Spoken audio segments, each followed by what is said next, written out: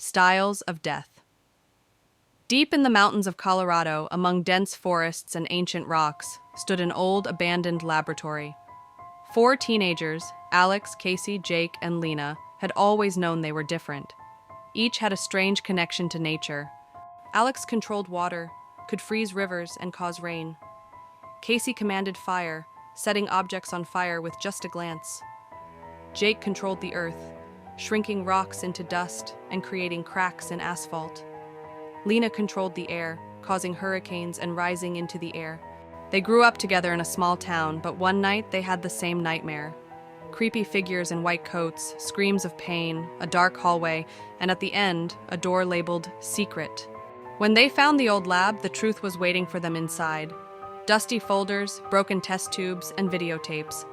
Turning one of them on, they saw the tapes. Project Elemental, Experiment 237, test subjects survived. Complete control of abilities is possible, but there are side effects.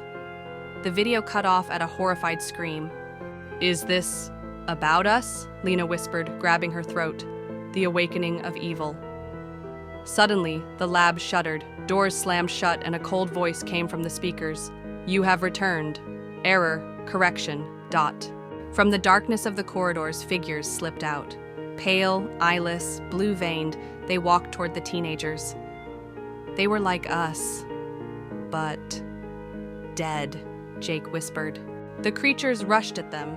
Alex swung his arms, and icy water flooded the walls of the lab. Casey created a fire barrier, incinerating the monsters, but there were too many of them. "Lena, get us up!" Jake shouted. Lena created a powerful vortex that lifted them up to the broken ceiling. Jake shattered it, and they burst out. Behind them, the lab was sinking into the water, and the monsters' last screams echoed through the night air. But as soon as they caught their breath, the same voice sounded in the distance. "The error has not been corrected. We will come for you." From that day on, their nightmares became a reality. It had been a week since Alex, Casey, Jake, and Lena had gotten out of the cursed lab. They couldn't sleep. The same cold voice sounded in every nightmare. "The bug is not fixed. We will come for you." They vowed never to return to those woods again, but the evil itself found them. First, all the videos from the lab disappeared. The flash drive they'd made a copy of was empty. Then strange things began to happen in the town. The water in the river turned black, and Alex could feel it calling to him.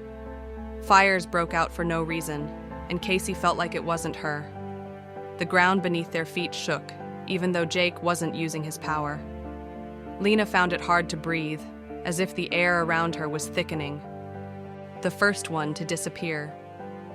Soon Alex disappeared. He went to the lake that evening, saying he had to check something out, but he never came back. He wasn't found until the next day, pale with black veins in his arms.